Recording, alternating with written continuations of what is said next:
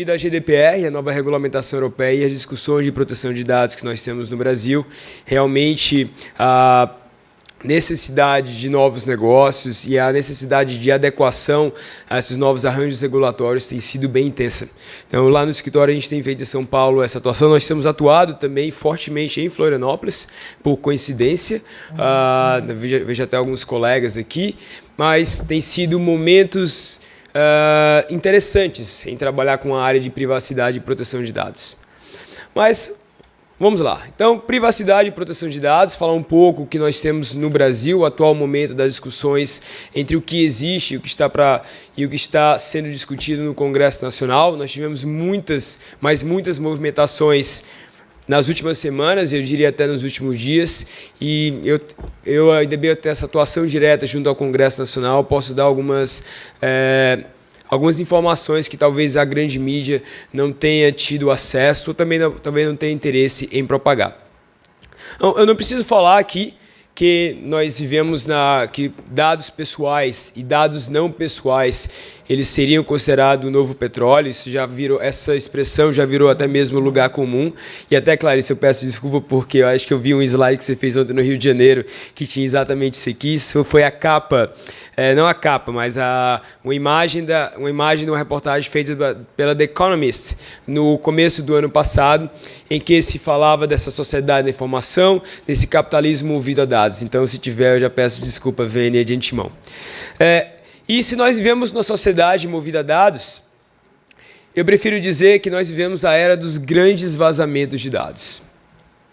A questão não é se nossos dados vão vazar, os nossos dados pessoais, os dados que nós, de alguma forma, compartilhamos com empresas, com governos, mas assim, quando eles vão vazar.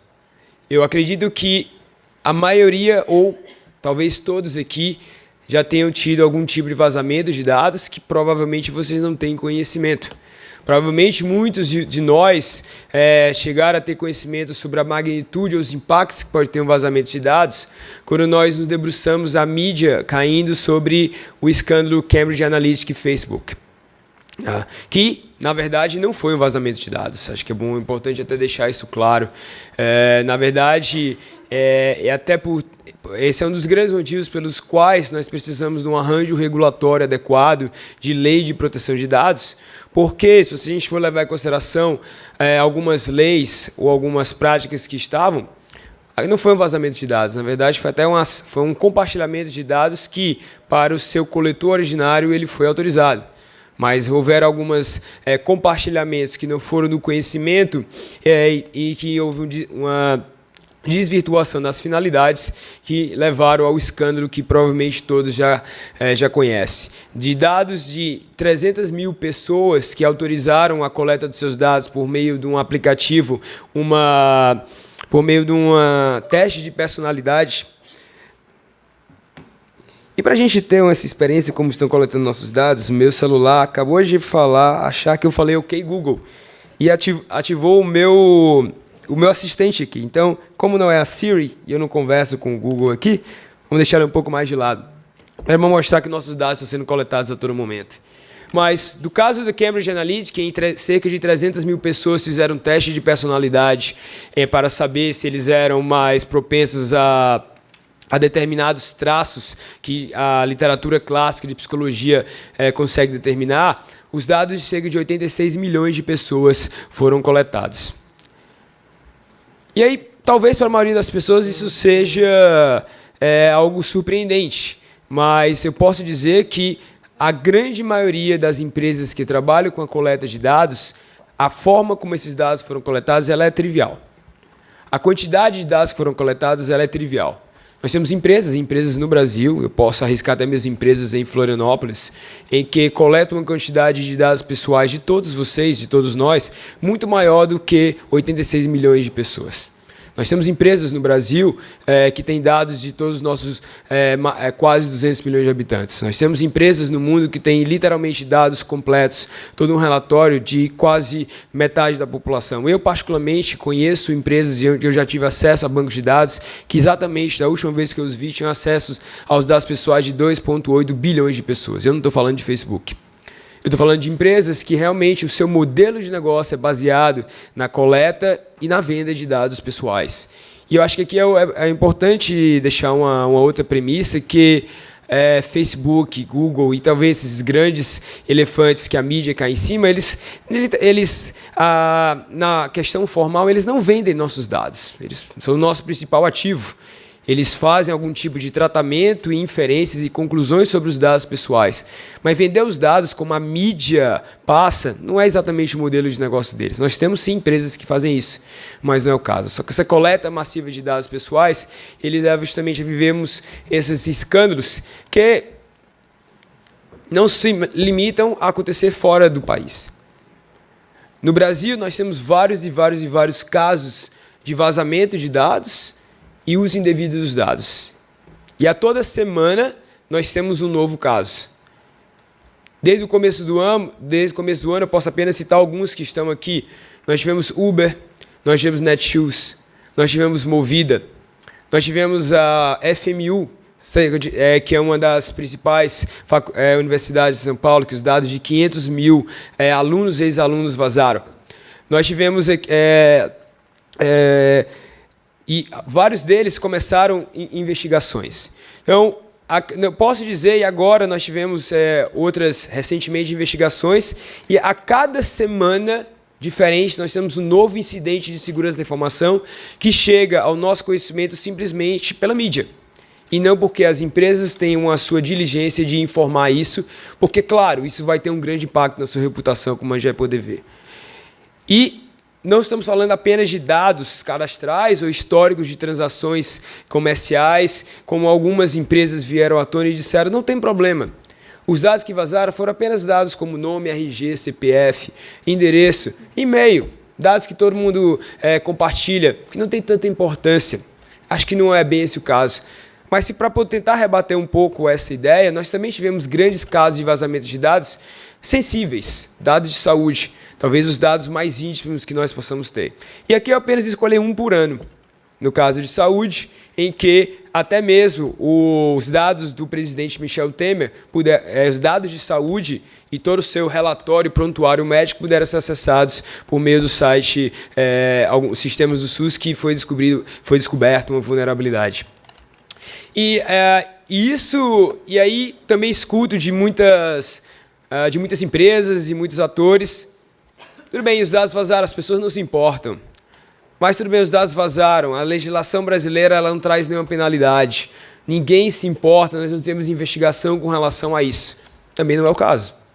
Tá? A cada semana, o Ministério Público do Distrito Federal, e agora mais recentemente, antes de ontem, o próprio Ministério Público Federal, eles iniciam procedimentos investigatórios contra empresas, e aqui eu cito apenas algumas, que inclusive já assinaram acordos em que eles devem informar a todos os titulares dos dados sobre o vazamento e o que as empresas estão fazendo para tentar mitigar os eventuais danos que podem acontecer a essas pessoas. Danos que podem ser pecuniários, podem ser que alguém crie um cartão de crédito falso, pode ser que crie uma conta falsa, pode ter um furto de identidade, que não é, na verdade, um furto, mas o uso não autorizado de uma identidade. Pode ser que compras sejam feitas no seu nome, como também esses dados podem cair em mãos de alguém que está tentando coletar e criar bases de dados que vão ser vendidas no mercado. E pode ter certeza, tem muitas e muitas pessoas e empresas que vendem bases de dados que são coletados sem a devida autorização, e até mesmo isso é um fator complicador em diversas negociações, que no contrato você vai ter que ter um objeto lícito, e aquela base de dados que foi coletada ilicitamente, ou até mesmo por meio de vazamento, ela não pode ser considerada um objeto lícito dentro do contrato. Então, nós temos, hoje, o Ministério Público do Distrito Federal tem investigações contra Vivo, contra Netshoes, contra Uber, contra Cambridge Analytica, contra Ponte SA, contra Facebook, e a lista só cresce. Nós tivemos agora o Ministério Público Federal, ele iniciou antes de ontem a investigação contra a própria Microsoft, pela coleta indevida de dados por meio do seu sistema operacional Windows 10. Então, se a gente não tem uma autoridade ou autoridades no Brasil que façam investigação de violações à privacidade e à lei de dados pessoais, eu acho que a gente tem que repensar um pouco esse argumento, porque sim, nós temos vários e vários, e isso só vai crescer em detrimento até das leis gerais de proteção de dados que estão sendo discutidas. Esse uso indevido dos dados, esses vazamentos, eles têm um impacto direto na reputação das empresas. E aqui, esse impacto direto na reputação, que reverte também diretamente no valor da empresa no mercado, no valor das suas ações, eu trago aqui apenas alguns exemplos de desvalorizações que aconteceram da Equifax, um dos maiores vazamentos de dados do mundo, que é os dados de 147 milhões de cidadãos americanos vazaram. No caso aqui da Netshoes, que nós tivemos vazamento de agora 2,5 milhões de pessoas, e recentemente do Facebook, que chegou a ter uma desvalorização de mercado de 50 bilhões de dólares. Eu acho que quando a gente faz a matemática adequada, nós vemos que investir em segurança da informação e uso adequado de dados não é um custo operacional. Investir em compliance não é um custo operacional, e sim um investimento para tentar evitar com que essas práticas aconteçam. E cada vez mais, investir em privacidade e proteção de dados ele se torna um diferencial competitivo. E quando as empresas percebem isso, até mesmo os governos, eu vou até mencionar já porque os governos, elas criam confiança no mercado, e a confiança traz lucro. A confiança traz clientes. E as empresas começam a despertar para isso. Talvez porque a mídia, talvez porque nós temos tantas investigações, ou talvez ver regulamentações que podem aplicar multas pesadíssimas, como nós temos a nova regulamentação europeia. É tanto que pesquisas de um ano para o outro mostram que a preocupação dos 500 principais CEOs do mundo em segurança da informação pulou de 10º lugar para 4º lugar. E se a gente for levar em consideração apenas os CEOs da América Latina, essa preocupação está agora em 3º lugar. Junto com o que a gente chama da complexidade regulatória. Então, nós temos um arcabouço regulatório no Brasil, vou apenas me limitar ao Brasil, porque a Clarice vai falar com propriedade muito mais aqui sobre a nova regulamentação europeia, mas no Brasil nós temos um arcabouço regulatório altamente complexo, que é baseado em leis setoriais que regulam somente determinados setores da sociedade, da economia e do mercado. Nós temos aqui, que todo mundo fala, o Marco Civil da Internet, a quem ama e a quem o odeia, mas, querendo ou não, ele é um microsistema de proteção de dados para plataformas ou transmissão e tratamento de dados pessoais por meio da internet. Eu, particularmente, tenho minhas críticas a diversas regras do Marco Civil em propriedades conceituais, mas, querendo ou não, ele junto com a lei do cadastro positivo, que agora está passando por um possível processo de alteração, o mais próximo que nós temos de uma efetiva lei de proteção de dados, que se junta a 2 principais projetos de lei, que seria o PL 5276 de 2016, que eu também vou falar um pouco mais, e o PL 330 de 2013, junto com a própria regulamentação europeia que tem eficácia no Brasil, e outras regras de setores específicos, como o mercado financeiro, saúde, de seguros e assim vai. Só que nós temos, no Brasil, essa regulação ela é insuficiente e muitas vezes ela é conflitiva. Nós temos conceitos, como o conceito do que é um dado pessoal em uma lei e um conceito de dado pessoal em outra, que vai determinar o que é o escopo de aplicação da norma, que simplesmente diz eu não sei que lei vai ser aplicada. E uma das maiores dificuldades, e aí trazendo aqui para mercado propriamente dito, é você explicar para o investidor internacional que você não sabe dizer que lei se aplica àquele caso. Você não sabe dizer qual o conceito adequado, qual a limitação, quais as obrigações que ele dá. Não, porque eu estou aqui desenvolvendo um aplicativo de saúde que vai ser instalado nos smartphones. Então vai ser aplicado o quê? Marco Civil Internet, regulamentações setoriais da ANS. Se tiver uma interface com o poder público para poder fazer essa comunicação entre instituições privadas e públicas, vai ter a lei de acesso à informação, qual será aplicada no caso concreto? E nós temos diversas situações onde simplesmente não há leis. onde simplesmente nós temos um hiato legislativo que permite que empresas e até mesmo o governo em muitos setores possam utilizar e coletar nossos dados sem que tenha qualquer obrigação, limitação ou o dever do devido cuidado. Existem respostas para isso.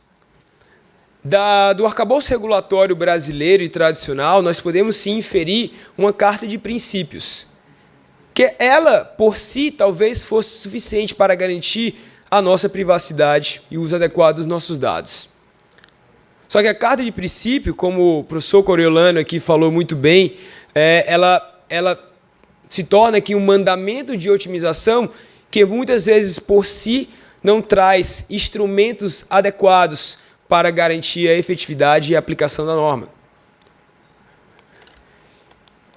E é por isso que hoje se discute no Brasil uma lei geral de proteção de dados. Nos moldes similares que nós temos em mais de 100 países no mundo e que nós temos no sistema europeu. Uma lei geral de proteção de dados pessoais, diferentemente de regulações setoriais, ela se aplica a todo e qualquer situação em que houver, online e offline, em que houver a coleta e o uso de dados pessoais. Uma lei geral ela vai se aplicar desde os dados que vocês colocaram aqui quando entraram aqui no evento do OAB, com o seu nome, que justamente foi coletado antes, seu RG, seu CPF e outras informações, seu e-mail. Vai se aplicar a todas as empresas do vasto parque tecnológico de Florianópolis. Vai se aplicar para a compra que você faz no mercado. E vai se aplicar para altas formas de cruzamento de dados, incluindo inteligência artificial e machine learning e perfilhamento e outras. Então, nós, pelo menos, conseguiremos suprir algumas lacunas que existem. E, ao ter uma lei geral também, nós podemos tentar evitar os conflitos de normas, porque ela vem a tentar harmonizar os conceitos, tentar harmonizar as obrigações. Então, hoje, nós temos dois grandes projetos que estão sendo discutidos no Brasil. Acho que falar um pouco do contexto político, ele se torna interessante. O PL 5276 de 2016, acredito que muitos de vocês que atuam de alguma forma com direito digital já tenham ouvido falar dele, também do PL 330 do Senado. Ele é fruto de 8 anos de discussões. Eu trabalhei em 2015 como consultor do Ministério da Justiça na redação desse projeto de lei. Então, fora isso, ele que me é caro, por eu ter trabalhado diretamente nele, ele, na minha visão, seria o mais adequado que nós teríamos dentre as redações atualmente em discussão. Por ter passado por 2 consultas públicas, 2.500 contribuições de atores nacionais e internacionais, 13 audiências públicas e várias versões. E o próprio pai do projeto, ele tem essa influência do arcabouço regulatório europeu. E, em paralelo, nós temos o projeto de lei 330/2013 em trâmite no Senado, que por algumas razões está um pouco mais à frente nessa corrida pela aprovação da lei. Mas, poxa, isso está sendo discutido há 8 anos. Será que a gente vai ter uma lei de proteção de dados agora? Bem, se você tivesse me perguntado isso há 2 meses, provavelmente eu ia dizer, não vamos ter agora. Só que do mesmo jeito que um tal de Edward Snowden ajudou a aprovar o Marco Civil da Internet e as próprias regras de proteção de dados que nós temos do Marco Civil da Internet, apressadas que foram, e por isso algumas impropriedades, nós temos o caso Facebook, Cambridge Analytica, que acelerou as discussões desse projeto de lei. Acelerou ao ponto que um terceiro concorrente surgiu do nada e quase que passou à frente. O próprio governo federal elaborou um projeto, uma nova redação do projeto de lei, que seria um substituto a esse que está em trâmite no Senado, e queria que ele fosse aprovado, por algumas razões que vão além daquelas que são anunciadas pela grande mídia. O Brasil precisa de uma lei de proteção de dados para entrar na OCDE. É uma das grandes pautas do governo atual, do Ministério das Relações Exteriores, é a entrada do Brasil na OCDE. A OCDE tem leis e regras e guidelines de proteção de dados desde 1980, que influenciam a Convenção 108 de 81, Diretiva Europeia de 95 e levaram também agora essa atualização, como o professor Manuel pode falar com muito mais propriedade, a nova regulamentação europeia. Só que havia aqui algo curioso com relação a esse projeto de lei que estava sendo discutido, gestacionado pelo Congresso, pelo governo, na Casa Civil especificamente. Ela tirava o governo de aplicação da lei. Então, nós teríamos uma lei de proteção de dados para o setor privado e nós teríamos uma permissividade do governo, que é quem mais coleta dados pessoais em qualquer lugar do mundo. O governo ele vai coletar muito mais dados nossos do que Google e Facebook somados. O histórico, assim, as diferentes gerações de leis de proteção de dados nasceram na tentativa de proteger o indivíduo da ânsia do Estado de coletar cada vez mais dados sobre eles. E agora nós tínhamos quase que uma lei que simplesmente dizia não, ela não se aplica ao governo e o Estado pode coletar os dados para as finalidades que quiserem. Para políticas públicas, para inovação, como também para vigilância, para controle social, para investigações. Com quem ele vai compartilhar, até mesmo com a iniciativa privada? Isso acontece muito. Ainda bem, e aí, devido a ter uma atuação muito grande da mídia em cima disso, e alguns veículos importantes, que levaram ao relator do projeto de lei 330 a dizer isso não pode acontecer. E hoje, provavelmente talvez em 2 semanas ou menos, nós teremos uma nova redação do projeto de lei em trâmite no Senado, que talvez esteja cada vez mais alinhada com o próprio projeto de lei em trâmite na Câmara dos Deputados, que é bastante influenciado pela regulamentação europeia, que é considerado aqui o padrão ouro dos standards internacionais de proteção de dados. Existe aqui uma tentativa de acordo entre as duas casas legislativas para levar à aprovação dessa lei. E qual vai ser o impacto dessa lei quando ela entrar em vigor no Brasil, nas empresas, no governo? Muito. É tanto que terá que ser concedido um período de 1 ano, 1 ano e meio, 2 anos, para que as empresas possam efetivamente se adaptar a todas as novas regras.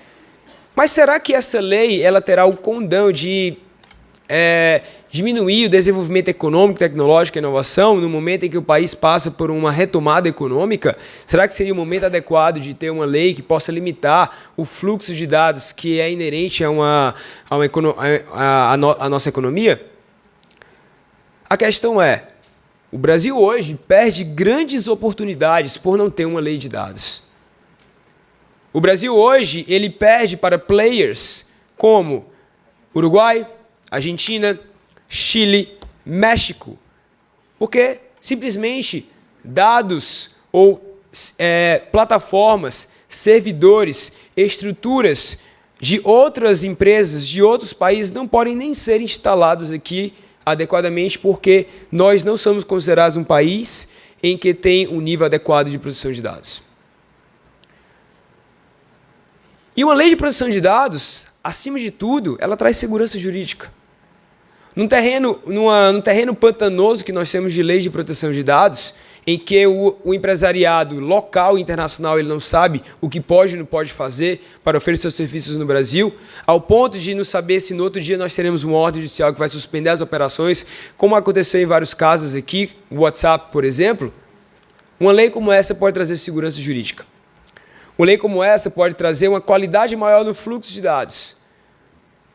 Uma lei como essa pode permitir que haja transferência internacional de dados. Ela vai criar muitos e muitos empregos e oportunidades, como a figura do Data Protection Officer. Então, eu falo muito para meus alunos, tanto no Mackenzie, na FGV, que se eu estivesse na faculdade de Direito agora, eu me prepararia eu estudaria privacidade e proteção de dados. Eu só fui começar a estudar isso quando eu já estava no meio do mestrado. Porque só no contexto europeu, quase 100 mil novos profissionais foram necessários para ajudar as empresas e até mesmo governos a entrarem em conformidade com a nova regulamentação. E essa demanda já existe no Brasil. Como eu falei, o time com quem eu trabalho no escritório teve que dobrar de tamanho. Hoje, Eu fui dormir 2 da manhã, acordei 5 para pegar o voo, porque até 2 da manhã estava terminando, curiosamente, até por uma empresa de Florianópolis, um material que é justamente não só com relação à nova regulamentação europeia, mas até mesmo com os projetos de lei que estão sendo discutidos no Brasil. Existe uma oportunidade de negócio gigantesca, não só para os profissionais, para as empresas. Criar novos modelos de negócio baseados no uso adequado de dados. E o uso adequado de dados, dentro de práticas como limitação de propósito, finalidade, adequação, necessidade, proporcionalidade, não discriminação, no começo pode parecer que não é tão vantajoso. Só que com o tempo, com o fluxo contínuo de dados e dados de melhor qualidade, para quem trabalha na área técnica, entende que uma das maiores dificuldades que nós temos hoje é exatamente isso. É ter dados que realmente tenham valor, que sirvam e não só sujeira. Dados de maior qualidade, dados atualizados, fidedignos, precisos. Então, pensando no longo tempo, e a Europa pode dizer, mas nós temos muito mais inovação nos Estados Unidos, em que as leis de proteção de dados são mais frouxas, vamos falar assim, do que no Brasil, do que na Europa, desculpa.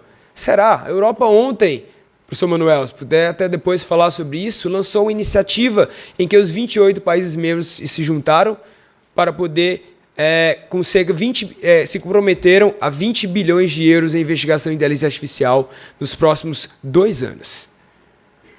Para competir com mercados como China, competir com mercados como Estados Unidos, que agora também vão ter que se adequar às leis de proteção de dados até da Europa. Que eu não vou me alongar muito nesse ponto, mas que tem eficácia no mundo inteiro. E mesmo se você não tenha presença física, representação. Basta coletar dados de pessoas naturais, não nacionais, localizadas na Europa. Lá, localizadas na União Europeia. Ou oferecer os seus serviços, ou fazer práticas de perfilhamento ou monitoramento de dados de pessoas naturais que estão localizadas na Europa, os dados foram coletados na Europa. Então, o fato de empresas como Facebook, Google e outras estarem todas se adequando a essa nova regulamentação europeia e que impõe a obrigatoriedade que essas empresas e outras só podem contratar com empresas que também estão adequadas à nova regulamentação europeia, vai trazer uma avalanche no mundo inteiro e no Brasil de adequação e necessidade de conformidade. Toda e qualquer empresa no Brasil que hoje presta serviços para essas grandes empresas que obrigatoriamente estão fazendo todo o movimento para se adequar, elas vão ter que se adequar.